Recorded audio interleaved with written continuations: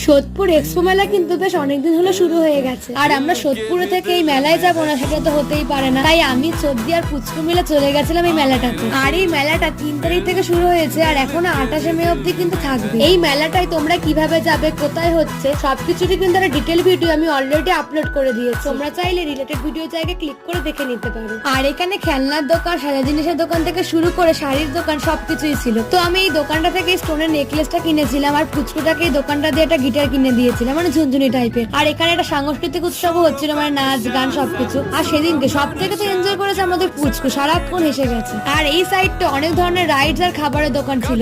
তো আমরা এই দোকানটা থেকে দুজনে মিলে দুটো পাপড়ি চাট খেয়েছিলাম। আর সেদিনকে না আমাদের খুব ঘুগনি খেতেও ইচ্ছা করছিল, তো এই কাকুটার দোকান থেকে ঘুগনি খেয়েছিলাম। এরপর বেশ অনেকক্ষণ ঘোরার পর পুচকুরও ঘুম পেয়ে গেছিল, তাই ভাবলাম বাড়ি চলে আসি। আর ফেরার পথে খেয়েছিলাম এই লস্যি আর আমপোড়া শরবতটা। তারপর কৌশিকদা ওদেরকে নিতে চলে এসেছিল আর আমি ওদেরকে টাটা করে বাড়ি চলে এলাম।